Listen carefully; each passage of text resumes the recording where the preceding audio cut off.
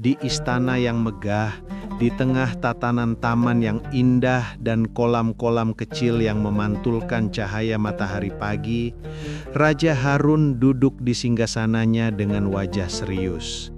Hatinya gelisah. Sumur utama istana, sumur yang telah ada sejak zaman ayahandanya, harus dikuras. Namun, sumur itu sangat dalam dan tidak ada alat yang cukup panjang untuk mencapai dasar airnya. Masalah ini membuat raja gelisah, sampai-sampai ia memanggil orang paling cerdik di kerajaannya, Abu Nawas. "Abu Nawas!" panggil raja dengan suara keras yang menggema di aula besar. Abu Nawas yang sedang duduk bersila di pojok istana sambil mengunyah kurma, segera berdiri dan melangkah mantap menuju singgasana. Rambutnya acak-acakan, janggut tipisnya bergerak saat ia tersenyum penuh percaya diri. "Ya, tuanku," jawab Abu Nawas dengan nada santai, walaupun dalam hatinya ia merasa ini akan menjadi tugas yang lebih sulit daripada menipu seekor singa lapar. Raja menatap Abu Nawas dengan mata besar penuh serius. "Sumur utama istana harus dikuras, segera, dan jangan harap ada alat apapun yang bisa kau gunakan. Tanganmu, otakmu, dan kecerdikanmu sajalah yang boleh kau pakai. Jika kau gagal, kau tahu konsekuensinya." Abu Nawas mengerutkan alisnya, menatap sumur yang dalam itu, lalu menatap raja. "Tanpa alat, Baginda, bahkan sebatang kayu pun tidak boleh." "Tidak ada," tegas raja, lalu menepuk meja dengan keras. "Sumur harus dikuras, atau nasibmu akan sama seperti air sumur itu, lenyap." Abu Nawas tersenyum kecil, senyumnya licik dan penuh perhitungan. Di balik wajah tenangnya, ia mulai berpikir, bagaimana mungkin seseorang bisa menguras sumur tanpa ember, tali, atau alat apapun? Bahkan raja pun tampak yakin ini mustahil. Namun Abu Nawas tahu, setiap masalah mustahil selalu punya celah jika dipikirkan dengan cara yang cerdik. Ia berjalan ke tepi sumur, menatap air jernih hingga dasar yang gelap. Burung-burung kecil datang dan minum, sementara ikan-ikan kecil sesekali muncul untuk menghirup udara pagi. Ia mengamati mereka dengan seksama, tersenyum sambil bergumam, kalau manusia tak bisa, mungkin alam bisa membantu. Raja menunggu jawaban, menyilangkan tangan di dada. Abu Nawas menunduk sebentar, lalu menatap raja dengan penuh percaya diri. "Baginda, aku bisa menguras sumur ini, tapi aku memerlukan sedikit waktu dan pendekatan yang unik." "Pendekatan unik? Maksudmu apa?" "Cukup percaya padaku, Baginda. Jika engkau memberi waktu 1 hari, sumur ini akan terkuras dengan caraku sendiri," jawab Abu Nawas tersenyum misterius. Raja menatapnya beberapa detik lalu mengangguk. "Baiklah, Abu Nawas, tapi jangan sampai aku menyesal memberi kepercayaan padamu." Abu Nawas membungkuk hormat lalu melangkah mundur. Di dalam hatinya ia tertawa kecil. Tugas ini memang terlihat mustahil, tapi Abu Nawas sudah punya rencana. Jika manusia tak bisa menguras air dengan tangan kosong, mungkin pikiran manusia bisa menipu raja. Dan begitulah, tugas mustahil itu resmi dimulai. Abu Nawas berdiri di tepi sumur, mengamati air jernih yang berkilau di bawah sinar matahari pagi. Angin lembut berhembus melalui daun pepohonan, membawa aroma bunga melati dan suara gemericik air yang menenangkan. Abu Nawas menepuk tangannya sekali, tersenyum licik dan berkata pada dirinya sendiri, "Mari kita lihat siapa yang akan menguras siapa, aku atau sumur ini." Setelah pertemuan dengan raja, Abu Nawas kembali ke tepi sumur, duduk bersila dan mulai menatap air yang gelap dan dalam. Ia mengerutkan alisnya, memutar-mutar janggut tipisnya dan berpikir keras. Baginya, sumur itu bukan sekadar tempat air, Sumur itu adalah teka-teki raksasa yang menantang kecerdikannya. Tanpa alat apapun ya, gumam Abu Nawas sambil menepuk dagunya.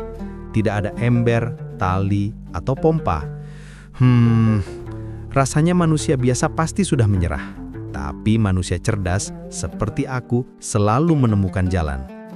Ia mengamati ikan-ikan kecil yang berenang di permukaan air. Beberapa burung hinggap di pinggir sumur untuk minum. Abu Nawas tersenyum licik. Kalau manusia tidak bisa, mungkin alam bisa membantu. Burung-burung itu, ikan-ikan itu, mereka adalah sekutu potensial. Ia bangkit dan berjalan mengelilingi sumur, mengamati tanah di sekitarnya. Ia memungut beberapa daun kering dan melemparkannya ke dalam air. Tidak ada perubahan. Ia menatap sumur itu seolah berbicara. "Wahai sumur tua, aku akan mengurasimu, tapi dengan caraku sendiri. Kau pikir kau lebih cerdas dariku? Tunggu saja." Tiba-tiba, Abu Nawas mendapatkan ide. Ia menepuk kedua tangannya dan berlari ke arah gudang dapur istana. Dari sana, ia mengambil sekantung garam, beberapa biji jagung dan seikat wortel yang sudah sedikit layu. Alam dan sedikit tipu daya, itu kuncinya, katanya pada dirinya sendiri. Kembali ke sumur, Abu Nawas mulai menaburkan garam sedikit demi sedikit ke dalam air. Ia mengamati permukaan air dengan serius, berharap setidaknya ada perubahan. Namun, air tetap jernih dan tenang, tidak ada yang bergerak. Abu Nawas menghela napas panjang, tapi senyumnya tidak hilang. Percobaan pertama gagal. Tidak masalah, orang cerdas tidak menyerah pada kegagalan pertama. Ia lalu menaburkan beberapa biji jagung di tepi sumur. Burung-burung yang tadi hinggap kini mulai tertarik. Seekor merpati kecil mendekat dan mulai mematuk biji jagung. Diikuti burung-burung lainnya. "Bagus, sekutu pertamaku sudah datang," gumam Abu Nawas sambil tertawa pelan. Ia tahu proses ini akan lambat, tapi setiap tetes kecil akan membantu rencananya. Abu Nawas duduk kembali di tepi sumur, menatap air dan burung-burung yang sedang minum. Ia mulai menulis di tanah dengan tongkat kecil, membuat gambar dan simbol yang tampak seperti mantra sumur. Beberapa pelayan yang lewat berhenti dan menatapnya. Penasaran, Abu Nawas pura-pura serius, menepuk-nepuk dada dan berbisik.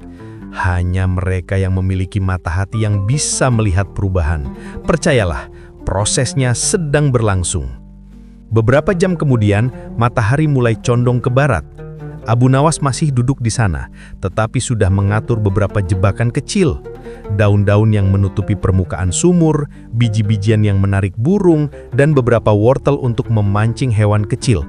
Ia bahkan menyusun beberapa ember kosong di sekitar sumur, walaupun ia tahu tidak akan menggunakannya. Semua ini hanya bagian dari rencananya untuk menipu raja agar terlihat seperti bekerja keras. Pelayan yang lewat bertanya, "Tuan Abu, apakah air sumur sudah berkurang?" Abu Nawas menatap mereka dengan serius, menepuk dada dan berkata, "Hanya mereka yang memiliki mata hati yang bisa melihat perubahan. Percayalah, prosesnya sedang berlangsung." Saat senja mulai turun, Abu Nawas menatap langit yang memerah dan sumur yang masih penuh air. Ia tersenyum lebar. Hari pertama selesai. Raja percaya aku bekerja, burung-burung mulai membantu, dan aku punya waktu untuk rencana berikutnya. Orang cerdas tidak pernah panik, bahkan ketika tampak mustahil. Dalam hatinya, Abu Nawas tahu satu hal pasti. Untuk menguras sumur ini, ia tidak akan menggunakan tangan atau alat biasa. Ia akan menggunakan akal, tipu daya, dan sedikit bantuan dari alam. Dan rencana itu baru saja dimulai. Keesokan paginya, Abu Nawas melangkah mantap menuju singgasana Raja Harun. Meski ia belum menguras sumur sepenuhnya, wajahnya tampak serius dan penuh konsentrasi. Di tangannya, ia membawa beberapa biji jagung dan wortel yang tersisa dari hari sebelumnya, serta seikat daun kering. Raja menatapnya dengan harapan tinggi. Mata besar sang raja menyiratkan keingintahuan dan sedikit kekhawatiran. "Abu Nawas," kata raja dengan suara berat, "apa kabar sumur istana? Apakah airnya sudah berkurang?" Abu Nawas menunduk hormat, lalu menatap raja dengan tatapan penuh percaya diri. "Baginda, air sumur memang masih banyak, Namun, aku memiliki rencana yang unik. Sumur ini akan dikuras dengan caraku sendiri, sedikit demi sedikit, tapi pasti. Raja mengerutkan alisnya. Unik? Maksudmu apa? Aku ingin hasil nyata, bukan omong kosong. Bagaimana bisa kau menguras sumur tanpa ember, tanpa alat, dan tanpa tali? Abu Nawas tersenyum misterius. Ia tahu ini saatnya menunjukkan kepintarannya. Baginda, manusia memang terbatas, namun alam tidak. Burung, ikan, dan bahkan angin bisa menjadi sekutu kita. Jika Baginda memberi waktu, aku akan mengatur semuanya agar air sumur berkurang dengan bantuan alam dan sedikit tipu muslihat. Raja tampak ragu, lalu menepuk meja. Tipu muslihat? Aku memberi tugas serius, Abu Nawas. Jika kau gagal, aku tidak akan pandang bulu. Abu Nawas menunduk hormat. Aku mengerti, Baginda. Namun percaya padaku.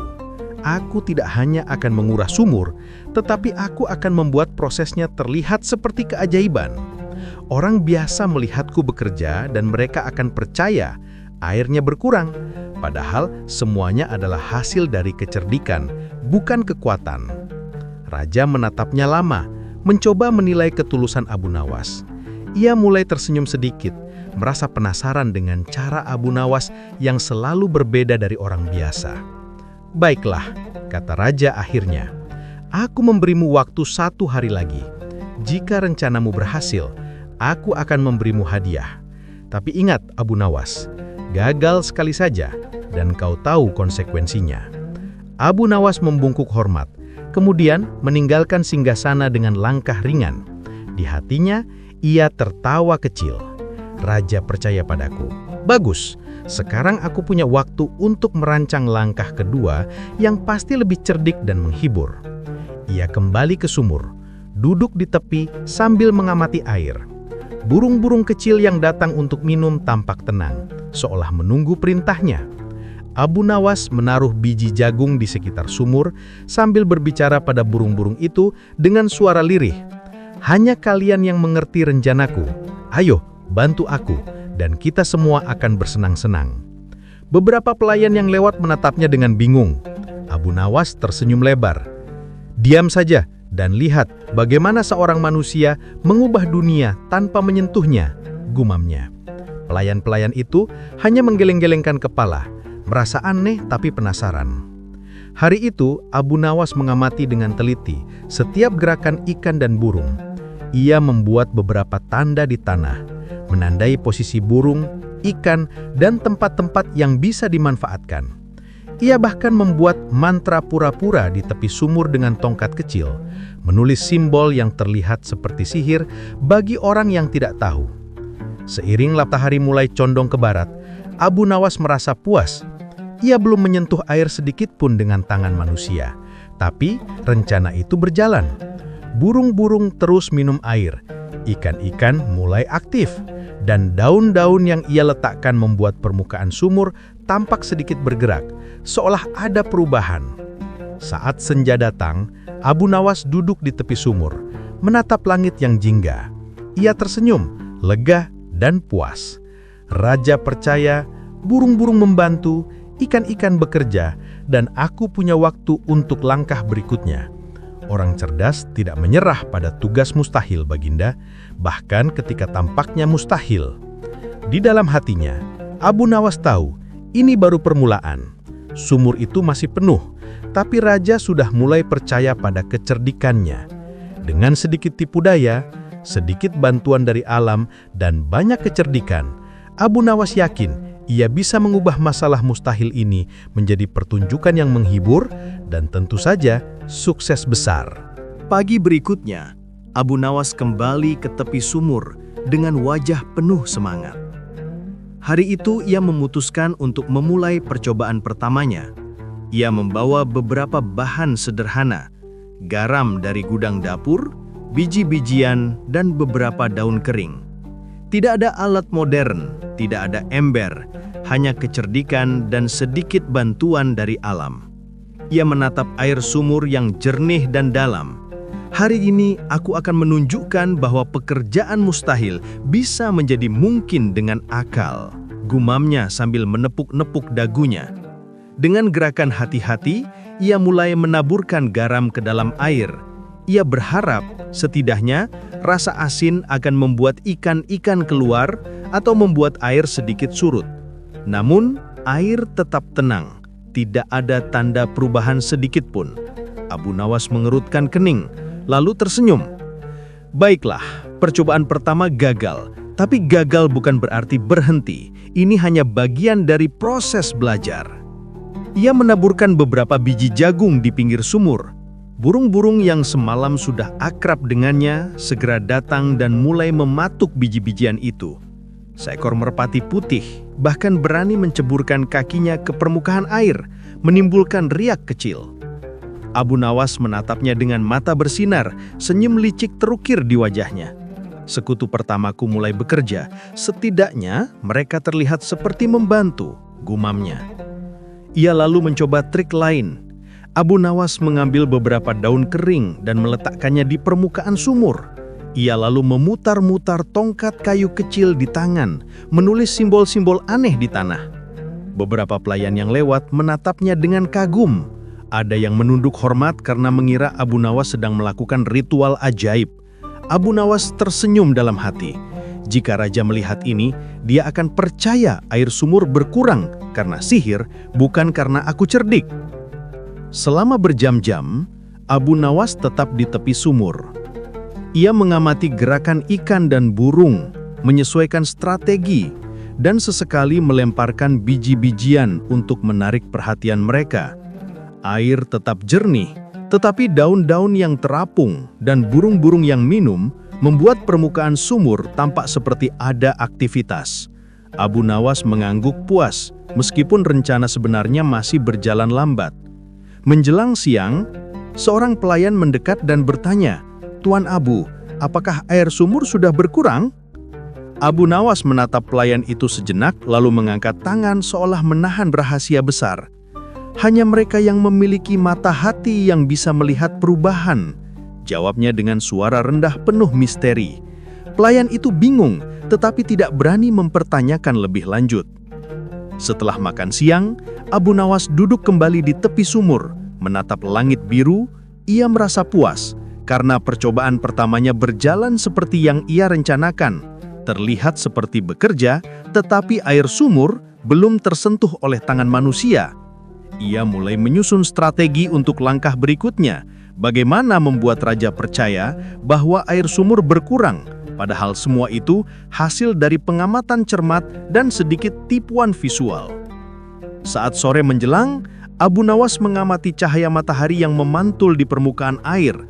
Ia mengambil beberapa cermin kecil dari gudang istana dan menempatkannya di tepi sumur, memantulkan sinar matahari ke permukaan air. Hasilnya, air terlihat berkilau dan bergerak seolah ada aktivitas di dalamnya. Abu Nawas tersenyum puas. Percobaan pertama sukses. Dalam hal ilusi, raja pasti akan terkesan, gumamnya. Menjelang senja, Abu Nawas duduk bersila, menatap sumur yang tampak ramai dengan aktivitas burung, riak air, dan cahaya yang berkilau. Ia menepuk tangan sekali lalu berkata pelan, "Hari pertama percobaan selesai. Burung-burung mulai membantu, ikan-ikan aktif, dan aku punya waktu untuk rencana kedua." Orang cerdas tidak pernah panik, bahkan ketika tampaknya mustahil. Di dalam hatinya, Abu Nawas tahu satu hal pasti, sumur itu masih penuh air, tetapi raja mulai percaya pada kemampuannya.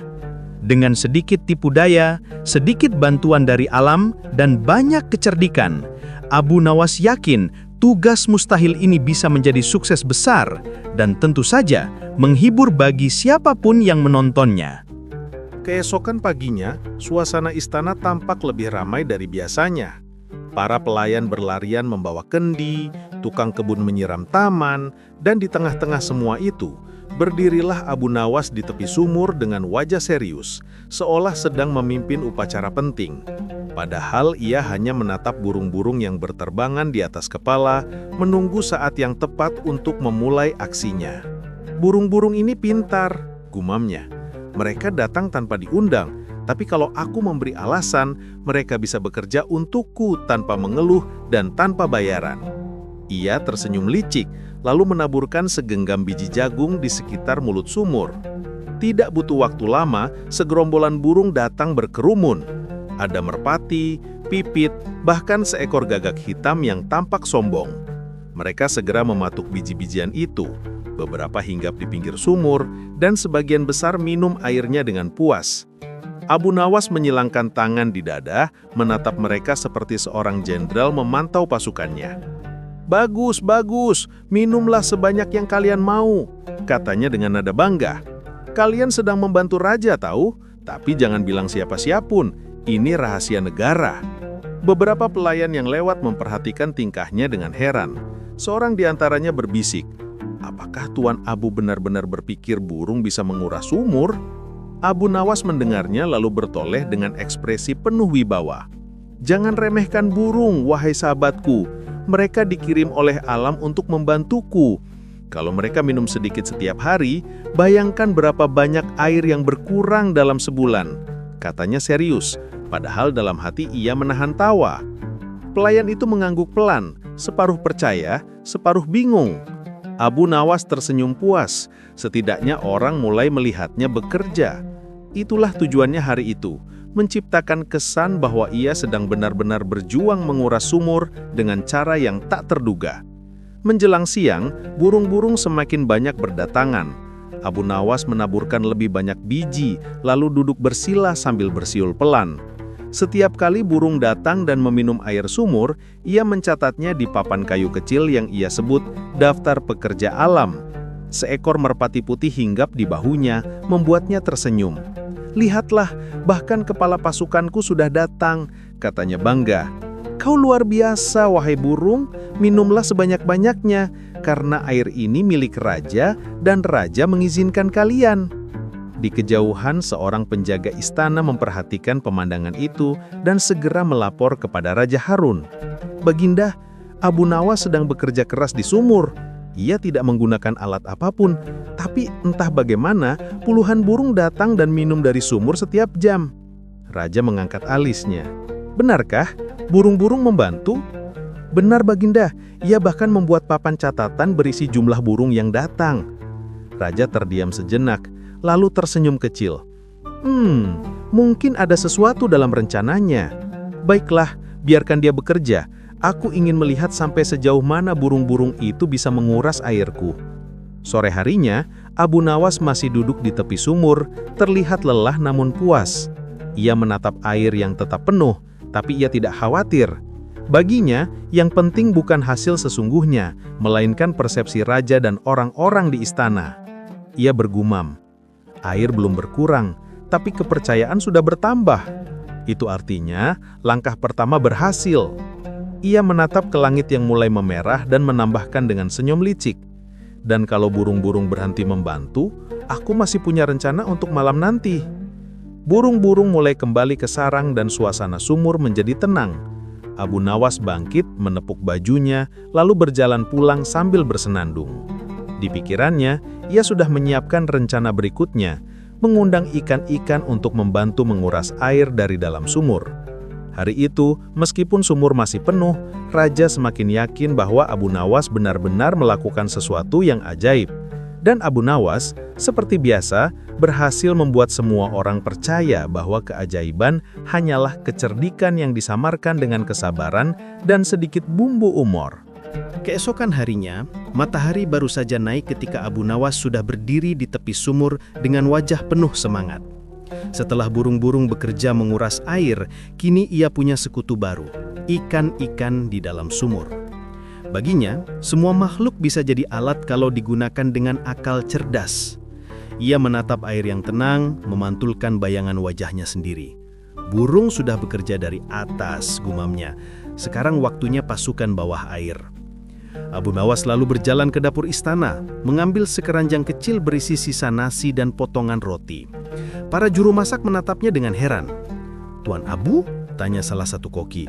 "Mengapa Anda mengambil sisa makanan ini? Bukankah itu untuk ayam?" Abu Nawas tersenyum dan menjawab, "Hari ini ayam libur. Sekarang giliran ikan bekerja. Koki itu semakin bingung, tapi tidak berani bertanya lebih lanjut. Abu Nawas melangkah ke sumur sambil bersenandung riang. Ia menaburkan sisa nasi ke dalam air, membuat permukaannya beriak halus. Tak lama, ikan-ikan kecil mulai muncul melahap butiran nasi dengan lahap. "Hah, lihatlah mereka!" seru Abu Nawas sambil tertawa kecil. "Mereka lapar, berarti mereka mau bekerja. Kalau mereka berenang dan bergerak terus, air pasti berguncang. Kalau air berguncang terus, siapa tahu airnya bisa berkurang sedikit-sedikit." Tentu saja, dalam logika nyata, hal itu mustahil. Tapi Abu Nawas bukan orang biasa. Ia tidak hanya bekerja dengan tangan, melainkan dengan ilusi dan persepsi. Ia tahu kalau orang lain melihat ikan-ikan naik ke permukaan dan air tampak berombak, mereka akan berpikir sesuatu sedang terjadi. Beberapa pelayan datang menonton. Salah satu berbisik, "Tuan Abu benar-benar hebat, lihat, ikan-ikan itu naik semua." Yang lain menimpali, "Airnya juga kelihatan berkurang ya, seperti surut sedikit." Abu Nawas pura-pura mendengar komentar itu, lalu menoleh dengan wajah serius. "Benar sekali, itu tanda bahwa alam merespons kerja keras manusia. Kalian semua adalah saksi bahwa air sumur mulai patuh." Para pelayan saling pandang, lalu mengangguk kagum. Mereka tidak tahu bahwa Abu Nawas sebenarnya hanya menaburkan nasi basi. Tapi bagi mereka, pemandangan itu ajaib. Menjelang siang, Raja Harun datang meninjau. Ia membawa 2 pengawal dan penasehatnya yang terkenal galak, Wazir Mughni.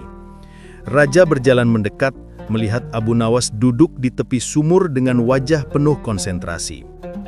"Abu Nawas," kata Raja, "apa yang sedang kau lakukan? Kudengar kau memberi makan ikan. Bukankah tugasku menyuruhmu menguras sumur, bukan memelihara ikan?" Abu Nawas berdiri tegak, menunduk hormat, lalu menjawab dengan tenang, "Benar, Baginda, tapi bukankah untuk mengeluarkan sesuatu dari dalam, kita harus memancingnya keluar dulu? Ikan-ikan ini sedang bekerja untukku. Mereka bergerak ke permukaan, membuat air naik, dan sedikit demi sedikit air itu akan berkurang." Raja memicingkan mata. "Hanya dengan memberi makan?" "Benar, Baginda. Air tidak bisa dikeluarkan dengan kekuatan, tapi bisa dengan kecerdikan. Sama seperti mengeluarkan rahasia dari hati manusia, tidak bisa dipaksa, hanya bisa dipancing," jawab Abu Nawas sambil tersenyum bijak. Raja terdiam sejenak. Ia tidak sepenuhnya percaya, tapi kata-kata Abu Nawas terdengar dalam dan cerdas. Bahkan penasehatnya pun kehabisan argumen. "Baiklah, Abu Nawas," kata Raja akhirnya, "aku akan memberimu 1 hari lagi, tapi aku ingin melihat perubahan yang lebih nyata besok." "Seperti perintah, Baginda," jawab Abu Nawas sambil menunduk. Saat Raja pergi, Abu Nawas menghela nafas lega. Ia tahu waktu adalah senjata terbaiknya. Ia menatap ikan-ikan yang masih berenang, lalu berbisik pelan, "Sumur ini tidak akan pernah benar-benar kering. Tapi siapa peduli? Yang penting Raja percaya aku bisa." Menjelang sore, Abu Nawas menutup sumur dengan jaring tipis. Ia ingin menyiapkan efek visual baru untuk keesokan harinya, agar air tampak lebih sedikit saat dilihat dari atas. Ia tahu benar, mata manusia mudah tertipu, apalagi jika yang menatap sudah percaya pada keajaiban.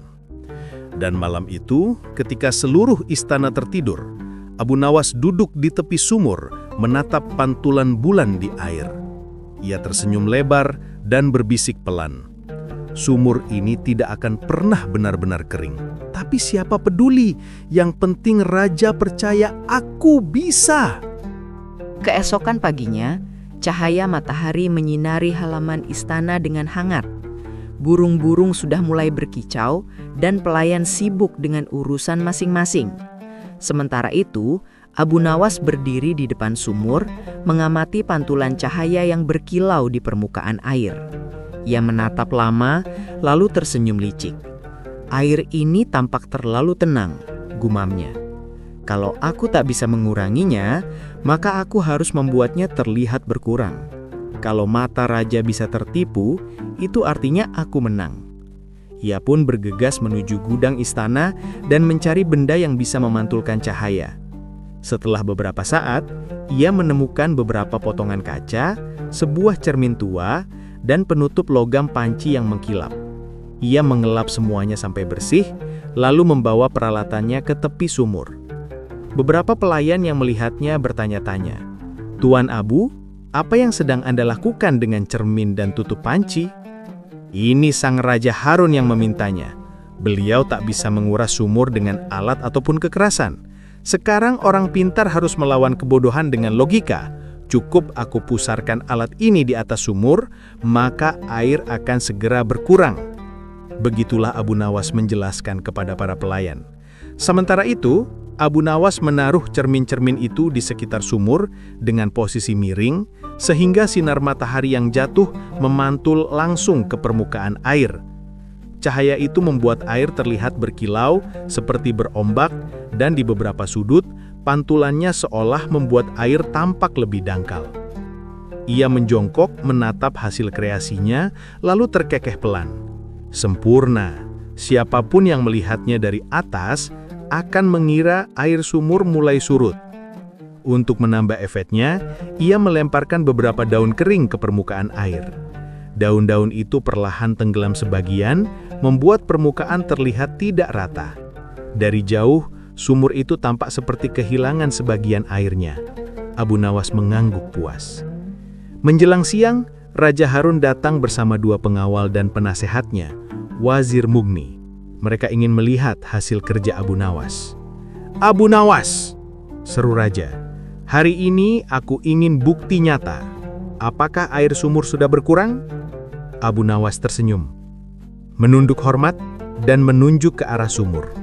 "Silahkan Baginda lihat sendiri. Alam bekerja dengan caranya sendiri, tanpa alat, tanpa ember, tanpa kekerasan. Sumur sudah mulai patuh."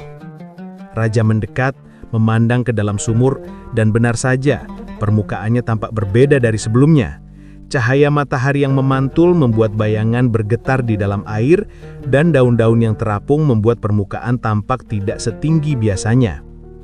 Raja memicingkan mata, lalu tersenyum puas. Benar juga, sepertinya airnya memang berkurang. Penasehat Wazir Mughni ikut mengintip dan berdehem, mungkin ini hanya karena pantulan cahaya, Baginda." "Betul sekali, Wazir. Cahaya itu pertanda bahwa air sedang menyesuaikan diri dengan panas matahari. Itulah proses penguapan alami yang sedang berlangsung. Kalau tak percaya, tunggulah sampai sore. Air akan lebih sedikit lagi." Raja mengangguk-angguk, terimpresi dengan penjelasan ilmiah yang sebenarnya hanya karangan Abu Nawas. "Baiklah," kata Raja, "aku senang melihat kemajuan ini. Lanjutkan kerjamu, Abu Nawas. Kau memang selalu punya cara yang tak terduga." Begitu Raja pergi, Abu Nawas tertawa kecil. Ia berbisik pada dirinya sendiri, "Ilmu sihir? Tidak, ini hanya permainan logika dan cahaya. Raja hanya melihat apa yang ingin ia percayai."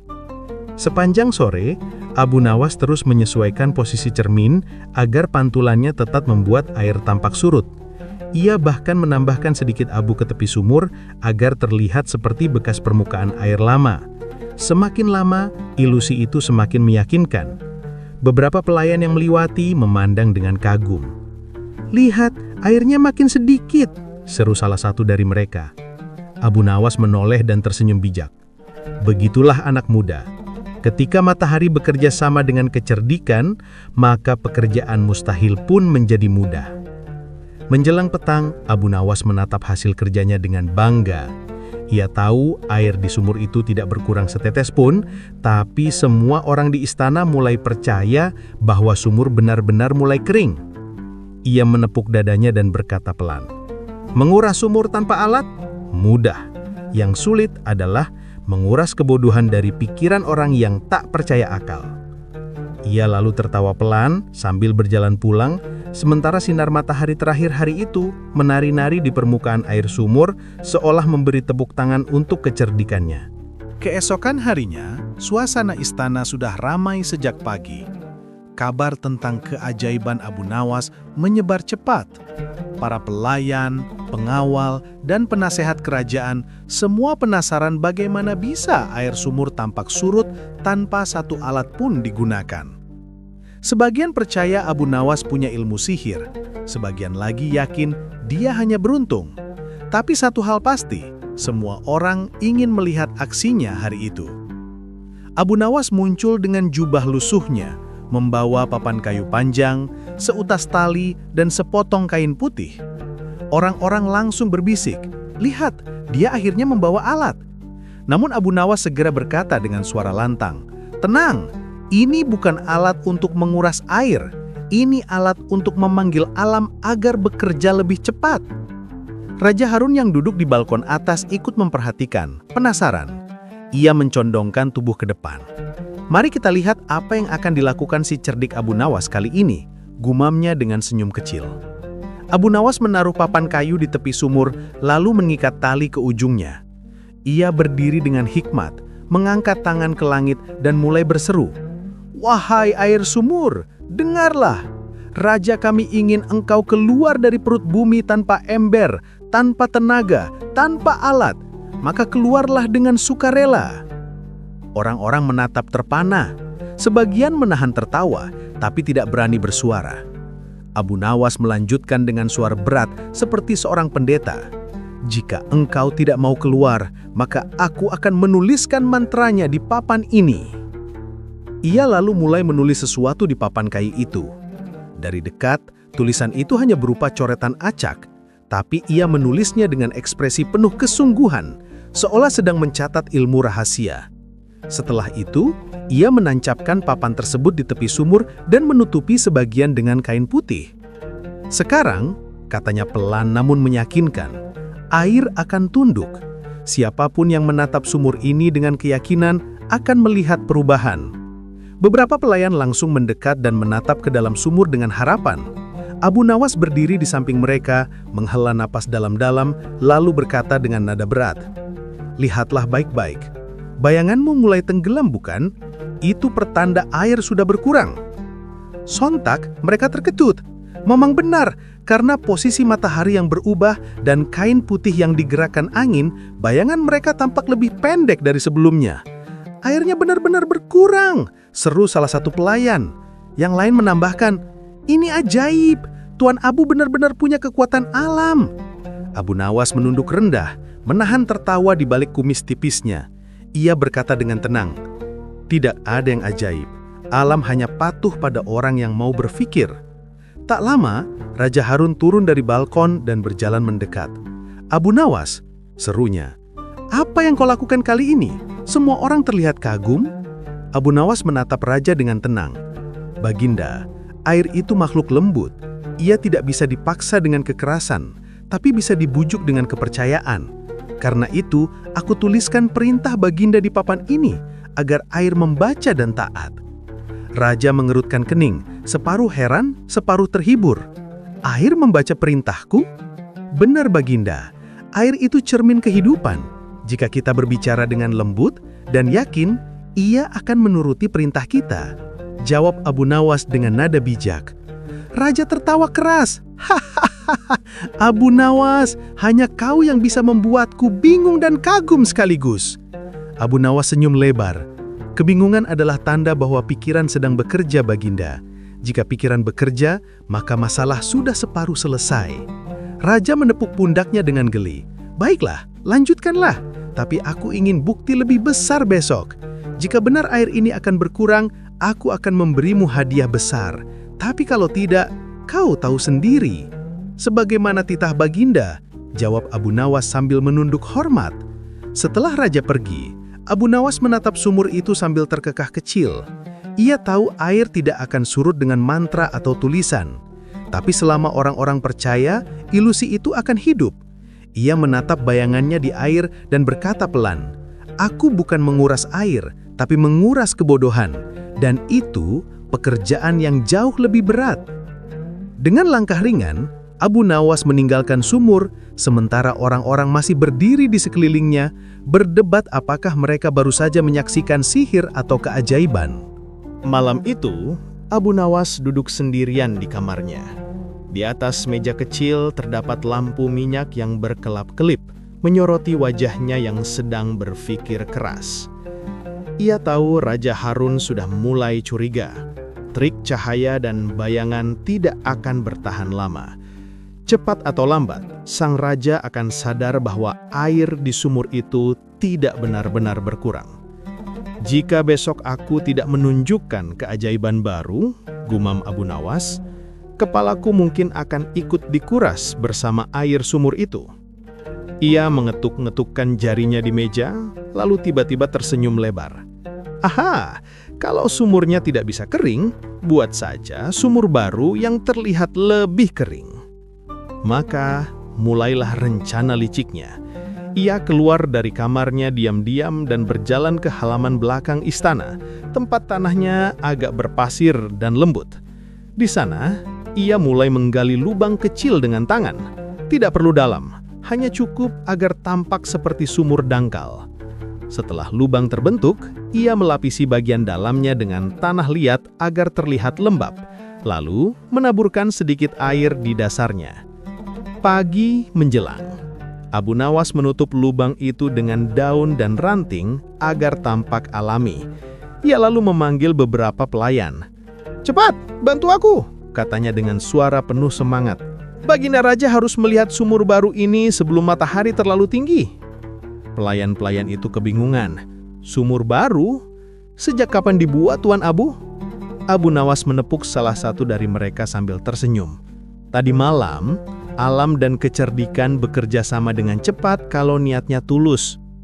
Pelayan itu saling pandang dan seperti biasa tak berani membantah. Mereka lalu membantu membersihkan area di sekitar sumur baru itu.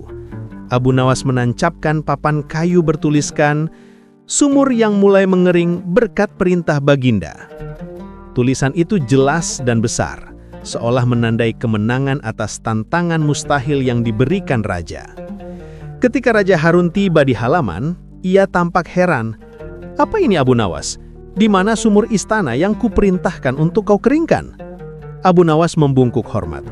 "Ampun Baginda, sumur itu sudah bekerja dengan baik, tapi karena Baginda ingin bukti nyata, maka inilah tempat yang menunjukkan hasilnya.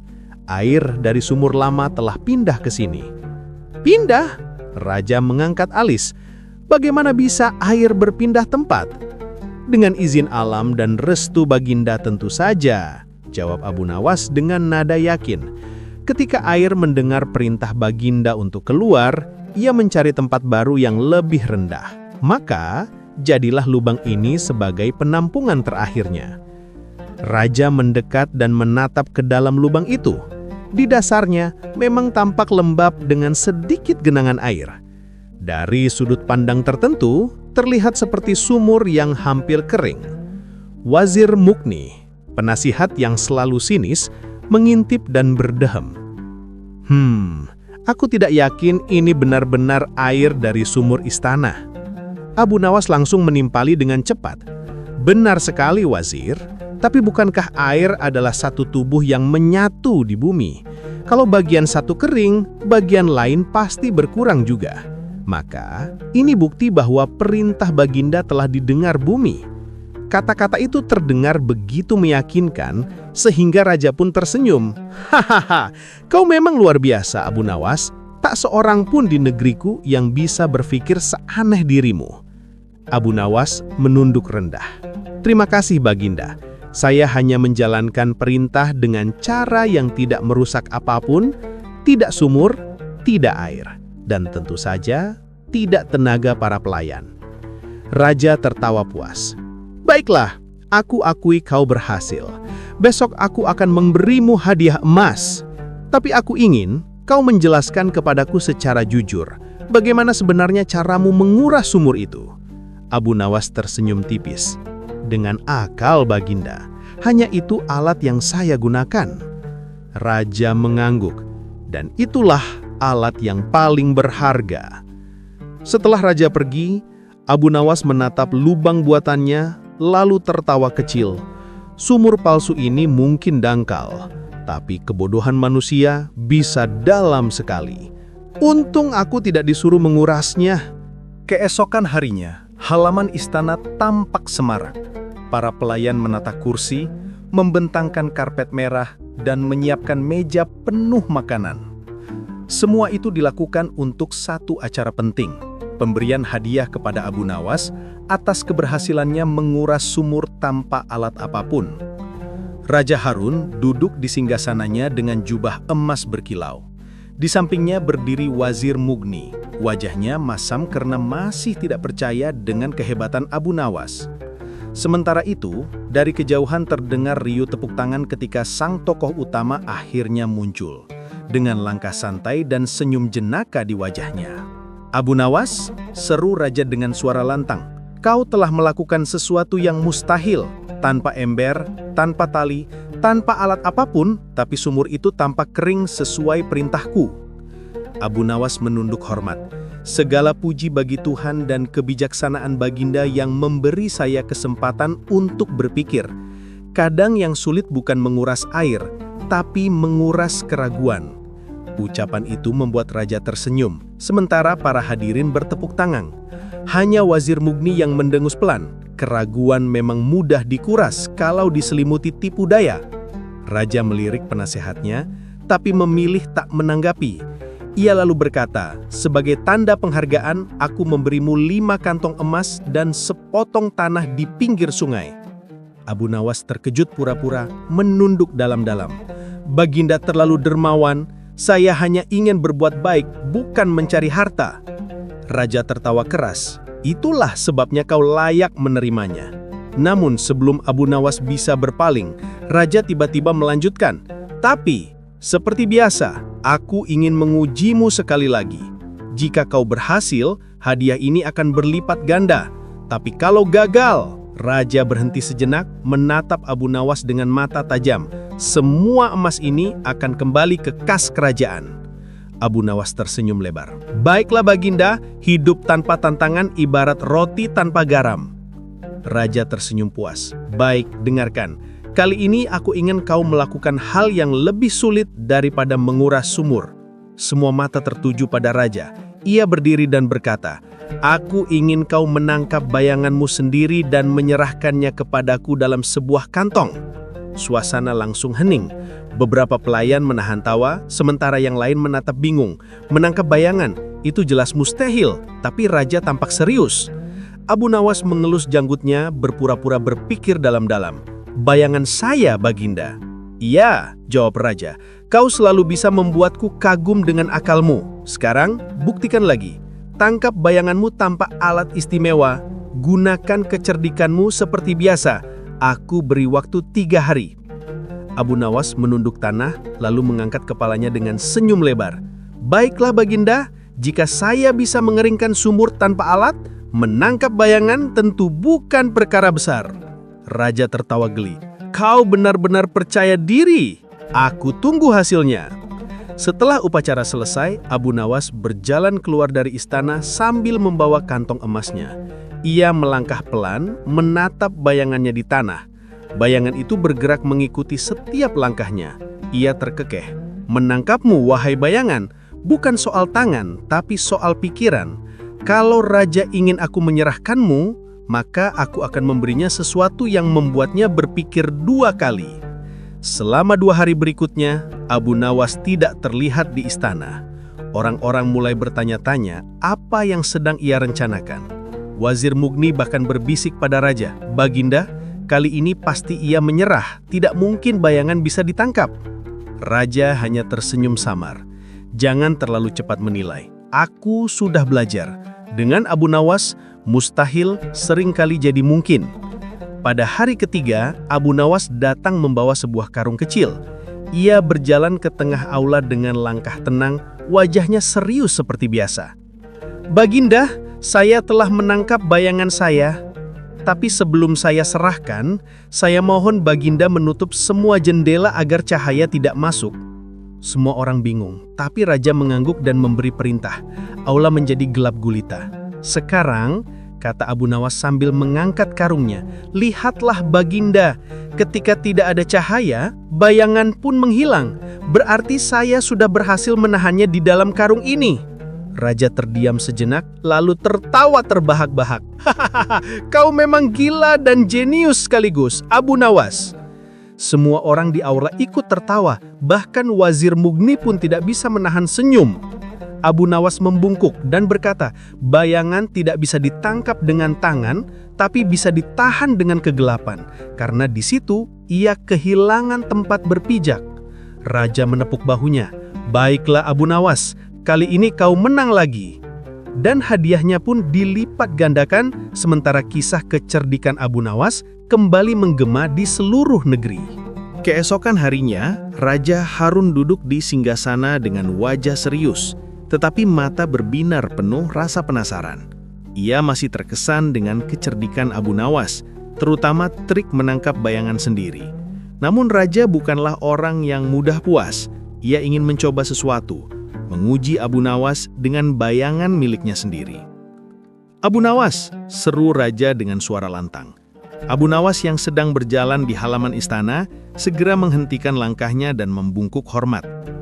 Baginda, apakah ada perintah baru hari ini? Tanya Abu Nawas, wajahnya tenang namun penuh antisipasi. Raja tersenyum licik. Kau berhasil menangkap bayanganmu sendiri, Abu Nawas.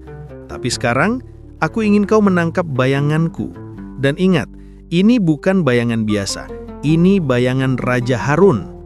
Abu Nawas menatap Raja beberapa detik. Ia tersenyum tipis. Ampun Baginda, ini adalah tantangan baru. Bayangan Baginda tentu berbeda dari bayangan manusia biasa. Ia lebih agung, lebih angkuh, dan pastinya lebih licin. Raja tertawa keras. Hahaha, itulah yang membuatnya menarik. Kau diberi waktu 3 hari.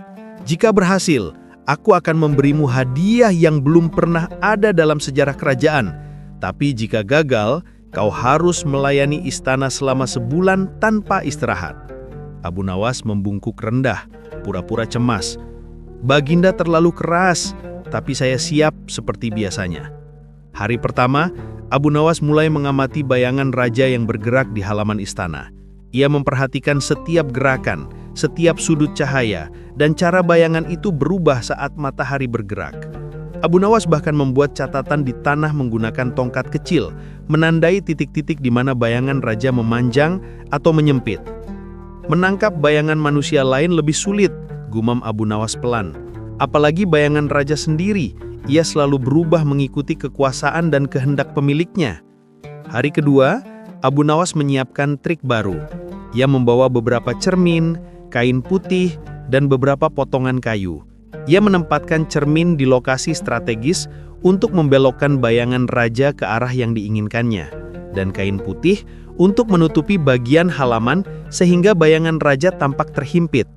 Ia bahkan menggunakan beberapa pohon kecil sebagai penjebak bayangan. Para pelayan yang melihatnya bertanya, "Tuan Abu, apakah ini masih permainan atau sudah sihir?" Abu Nawas tersenyum misterius. Ini bukan sihir, ini hanya kecerdikan manusia yang memahami alam dan cahaya. Hari ketiga, Raja Harun berjalan keliling halaman, bayangannya panjang dan berputar mengikuti langkahnya. Abu Nawas menggerakkan cermin-cerminnya secara cepat dan lihai, memutar bayangan raja ke arah kain putih dan ke dalam perangkap buatannya. Saat raja berhenti di tengah halaman, Abu Nawas dengan sigap menutupi bayangan itu dengan kain, membuat seolah-olah bayangan raja lenyap. Raja menatap sekelilingnya, matanya melebar. "Di mana bayanganku?" serunya bingung. Abu Nawas menunduk rendah, menepuk dadanya dan berkata dengan penuh hormat, "Ampun Baginda, bayangan Baginda terlalu patuh pada kecerdikan manusia. Ia masuk ke dalam perangkap ini agar saya bisa menyerahkannya dengan aman." Raja menatap kain itu, tersenyum geli. "Hahaha, kau memang luar biasa Abu Nawas. Aku tidak menyangka kau bisa menahan bayanganku sendiri. Ini lebih sulit daripada menangkap bayanganmu." Abu Nawas tersenyum licik. Kecerdikan dan pengamatan Baginda. Dan tentu saja sedikit tipuan yang tidak merugikan siapapun. Raja tertawa puas, lalu berkata, "Baiklah, sekarang aku percaya, kau bukan hanya cerdik tapi juga jenaka. hadiahmu kali ini akan jauh lebih besar daripada sebelumnya." Abu Nawas menunduk hormat, menahan tawa di balik kumis tipisnya.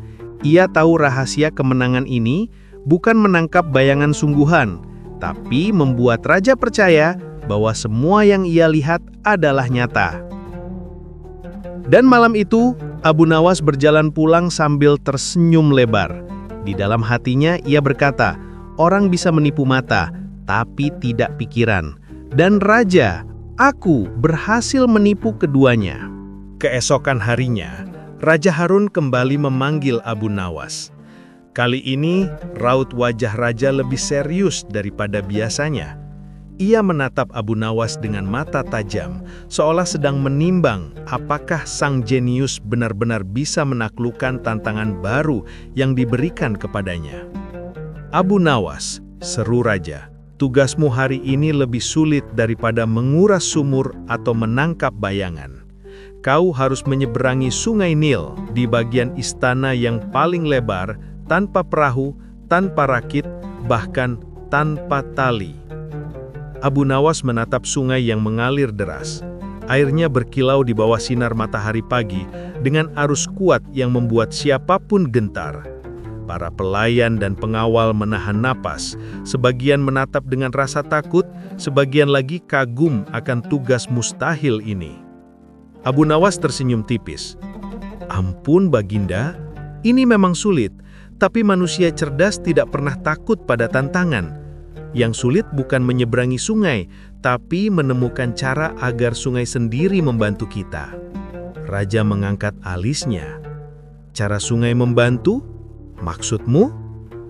"Percayalah Baginda," jawab Abu Nawas sambil menunduk hormat. "Hanya dengan pengamatan dan sedikit akal, manusia bisa bekerja sama dengan alam." Abu Nawas selalu berjalan perlahan ke tepi sungai. Ia mengamati arus, memperhatikan di mana air lebih tenang, di mana riak terlihat lemah. Ia mengambil beberapa ranting dan daun kering dari tepi sungai, menaburkannya sedikit demi sedikit di permukaan. Ikan-ikan yang berenang di dekat tepi tampak aktif mengikuti arus yang ia ciptakan. "Baik, langkah pertama selesai," gumam Abu Nawas. "Aku sudah memetakan rute yang paling aman. Sekarang tinggal membuat ilusi menyeberangi." Ia lalu mengambil selembar kain putih panjang yang dibawanya dari rumah. Abu Nawas menaruh kain itu di atas air, menekan ujungnya ke tepi sungai agar tetap menempel. Dari jauhan, kain itu tampak seperti rakit tipis yang menempel di permukaan air. Abu Nawas berjalan perlahan di atas batu-batu yang tersembunyi di bawah kain, sehingga terlihat seperti ia menyeberangi sambil berjalan di atas air. Para pengawal dan pelayan yang menonton dari tepi sungai terperangah. "Lihat," seru salah satu pelayan, "Abu Nawas berjalan di atas air." Abu Nawas tersenyum kecil, menahan tawa di balik janggutnya. Ia terus melangkah hati-hati, memindahkan kain sedikit demi sedikit agar menutupi batu-batu di bawahnya, sehingga ilusi tetap sempurna. Raja Harun menonton dari balkon istana, matanya melebar. "Hahaha, ia benar-benar bisa menyeberangi sungai tanpa perahu," katanya kagum. Bahkan Wazir Mukni yang biasanya skeptis terdiam dan menelan ludah. Ketika Abu Nawas hampir sampai di seberang, ia melompat ke tanah yang lebih tinggi, seolah menyelesaikan rute sungai itu. Ia menoleh ke belakang dan menunduk hormat. "Selesai Baginda. Sungai bersahabat dengan saya hari ini." Raja bersorak, tepuk tangan terdengar bergema di seluruh halaman istana. "Abu Nawas, kau memang luar biasa. Tidak ada orang lain di negeriku yang bisa melakukan ini. Kau berjalan di atas air, namun tidak satu tetes pun menyentuh tubuhmu." Abu Nawas membungkuk rendah. "Segala puji bagi Baginda, karena ia memberi tantangan. Tanpa itu, saya hanya berjalan di halaman, bukan menaklukkan sungai." Sambil tersenyum, ia menoleh ke para pelayan. "Ingat, semua ini bukan sihir. Alam bekerja sama dengan yang cerdas, dan pikiran lebih kuat daripada tangan atau alat." Malam harinya, Abu Nawas duduk di tepi sungai yang sudah ia taklukkan, menatap cahaya bulan yang memantul di air. Ia tersenyum licik. Sungai sudah bekerja sama, burung sudah membantu, bayangan sudah ditangkap, dan raja semakin kagum. Semua berkat kecerdikan, bukan kekuatan. Ia menepuk tangannya pelan, lalu berbisik pada dirinya sendiri. Hari ini aku menyeberangi sungai. Besok, siapa tahu tantangan berikutnya lebih lucu dan lebih mustahil. Tapi itulah yang membuat hidup ini menarik. Dan di malam itu, Abu Nawas tidur dengan damai, mengetahui bahwa ia sekali lagi berhasil menaklukkan tantangan mustahil dengan akal, tipuan, dan sedikit humor yang membuat semua orang kagum. Keesokan harinya, Raja Harun menatap Abu Nawas dengan raut wajah serius, tapi mata yang berbinar penuh tantangan.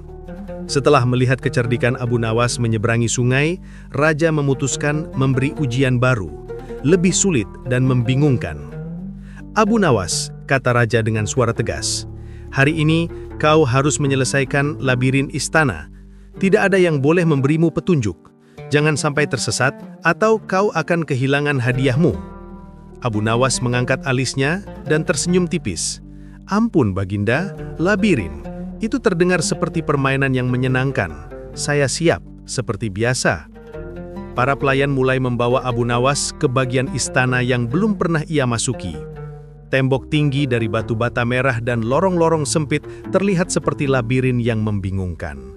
Bahkan pengawal yang sudah bertahun-tahun bekerja di istana pun menggeleng-geleng kepala.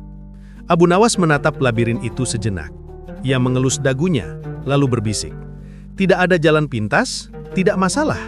Jika tangan tidak bisa menuntun, maka tanah dan otak yang akan bekerja." Ia melangkah masuk perlahan, mengamati setiap sudut, setiap celah, dan setiap bayangan yang terbentuk dari cahaya matahari yang menembus lorong-lorong sempit. Ia memperhatikan retakan di tembok, menandai arah dengan debu yang ia ambil dari lantai, sehingga ketika ia kembali, jejaknya akan jelas. Di persimpangan pertama, Abu Nawas menghadapi dua lorong. Ia menatap ke atas, mengamati cahaya matahari yang memantul di dinding. Lorong yang lebih terang biasanya lebih terbuka, gumamnya. Ia memilih lorong yang mendapat sinar lebih banyak. Beberapa menit kemudian, ia tiba di ruang kecil yang tampak seperti dead end, namun Abu Nawas tidak panik. Ia menepuk dinding dan merasakan retakan halus di batu bata. Dengan hati-hati, ia menekan batu bata tertentu dan sebuah pintu rahasia terbuka perlahan. Abu Nawas tersenyum puas. Seperti biasa, labirin ini tidak dibuat untuk orang bodoh, tapi juga tidak untuk orang cerdik yang sabar. Lorong demi lorong ia lalui, sesekali menandai dinding dengan potongan kain kecil yang ia bawa. Setiap tanda adalah panduan untuk kembali atau memutar arah jika tersesat. Ia juga memanfaatkan bayangan yang berubah seiring matahari bergerak, memprediksi arah mana yang lebih panjang dan mana yang hanya jebakan. Di tengah labirin, Abu Nawas bertemu dengan seorang pelayan yang tersesat. Pelayan itu panik dan hampir menangis. Abu Nawas tersenyum dan berkata, "Tenang anak muda, di labirin, panik hanya membuat lorong semakin membingungkan. Ikuti akal, bukan rasa takut." Lalu ia menunjukkan jalan keluar kepada pelayan itu dengan trik sederhana. "Ikuti tanda-tanda yang aku buat di dinding." Pelayan itu tersenyum lega dan mengikuti jejak Abu Nawas. Akhirnya setelah menapaki lorong-lorong yang berliku, menggunakan tanda-tanda kecil dan pantulan cahaya, Abu Nawas sampai di pusat labirin, tepat di hadapan Raja Harun yang menunggu. Raja menggerutkan alisnya, terkesan dan heran. "Abu Nawas," seru Raja, "kau berhasil menavigasi labirin ini tanpa bantuan siapapun. Bahkan pengawal terbaikku pun tersesat." Abu Nawas menunduk hormat. "Segala puji bagi Baginda, karena labirin ini memang dibuat untuk menguji kecerdikan, bukan kekuatan fisik. Dengan kesabaran, pengamatan, dan sedikit akal, tidak ada jalan yang mustahil." Raja tertawa keras. "Hahaha, aku mulai berpikir tidak ada yang bisa mengalahkanmu. Kau memang cerdas, licik, dan jenaka." Abu Nawas tersenyum tipis. "Baginda, yang mustahil hanyalah apa yang dianggap mustahil oleh pikiran yang malas. Labirin ini hanyalah sebuah ujian kecil, dan aku menikmatinya seperti permainan." Raja mengangguk puas. "Baiklah, hadiahmu hari ini akan lebih besar dari sebelumnya. Tapi aku penasaran, apa tantangan selanjutnya yang akan membuatmu tersenyum dan orang lain kagum?" Abu Nawas menatap Raja, tersenyum lebar di bawah cahaya matahari. "Baginda, tantangan selalu ada, tapi dengan akal, semuanya bisa disulap menjadi permainan. Dan dengan itu, Abu Nawas meninggalkan labirin dengan kepala tegak, yakin bahwa setiap ujian, sekecil atau sebesar apapun, hanyalah masalah perspektif, kecerdikan, dan sedikit humor untuk membuat orang kagum. Keesokan harinya, Raja Harun memanggil Abu Nawas ke aula besar istana dengan wajah serius, tetapi matanya memancarkan tantangan. Setelah melihat Abu Nawas menavigasi labirin dengan akal, Raja ingin memberikan ujian yang lebih ekstrim, keberanian menghadapi api dan air sekaligus. Abu Nawas, seru Raja dengan suara tegas, hari ini kau harus melewati tantangan yang belum pernah dilakukan siapapun di istanaku. Di satu sisi ada api yang menyala, di sisi lain aliran air deras. Kau harus menyeberang dan sampai ke ujung aula dengan selamat. Abu Nawas menatap kedua rintangan itu. Di sebelah kiri, kobaran api yang membakar kayu kering. Di sebelah kanan, aliran air yang deras dan dalam. Para pelayan dan pengawal menahan napas, bahkan Wazir Mughni tampak khawatir. Tugas ini memang berat, gumam Abu Nawas pelan sambil tersenyum licik. Tapi ingat, yang sulit bukan berarti mustahil. Semua bisa diatasi dengan akal dan strategi. Abu Nawas memeriksa lingkungan sekitar. Ia melihat sebuah papan kayu besar yang dibawa oleh para tukang istana, beberapa ember kosong, dan kain panjang yang dibawa oleh pelayan. Ia tersenyum puas. "Ah, ini bahan untuk rencanaku," bisiknya. Langkah pertama, ia menaruh papan kayu di atas aliran air untuk membuat jembatan sementara. Dengan hati-hati, Abu Nawas berjalan di atas papan sambil menjaga keseimbangan, memastikan papan tidak tergeser oleh arus. Ia berjalan perlahan, tetapi setiap langkahnya terlihat pasti dan tenang bagi yang menonton. Sementara itu, untuk sisi api, Abu Nawas mengambil kain panjang, merendamnya di ember air dan membungkus ujung kayu yang akan dilewati api. Dengan trik ini, kayu itu tidak mudah terbakar dan ia bisa menyeberangi bagian yang berapi dengan aman. Para pelayan tercengang melihatnya. Ia menyeberangi air dan api sekaligus, seru salah satu di antara mereka. Abu Nawas melangkah perlahan, memastikan papan kayu tidak goyah dan kain basah menahan percikan api. Sesekali ia menoleh ke belakang, memastikan jalannya masih aman, sambil melempar senyum licik kepada para pengamat. Raja Harun menonton dari balkon, matanya membelak. Luar biasa, ia bisa melewati rintangan yang mustahil ini. Abu Nawas menunduk hormat, tersenyum tipis. "Ampun Baginda, ini bukan soal keberanian semata, tapi tentang melihat solusi dari apa yang tampak mustahil. Api dan air tidak bisa dikalahkan dengan otot, tapi dengan akal dan observasi." Wazir Mughni mengerutkan kening, namun tidak bisa menahan kagum. "Terkadang aku heran dengan kecerdikan orang ini," gumamnya. Raja menepuk pundak Abu Nawas. "Abu Nawas, kau hari ini tidak hanya menaklukkan rintangan, tapi juga menunjukkan bahwa akal bisa lebih kuat daripada kekuatan fisik. Hadiahmu akan bertambah lagi, dan aku yakin tantangan berikutnya akan lebih sulit." Abu Nawas tersenyum lebar. Ia menatap kobaran api yang sudah dipadamkan dan aliran air yang kembali tenang. "Hari ini aku menaklukkan api dan air," gumamnya pelan. "Besok mungkin tanah atau angin yang menunggu. Tapi dengan akal, tidak ada yang mustahil." Dan malam itu, Abu Nawas tidur dengan damai, mengetahui bahwa keberanian, akal, dan sedikit tipuan yang cerdik selalu bisa membuatnya menang menghadapi ujian paling ekstrim sekalipun.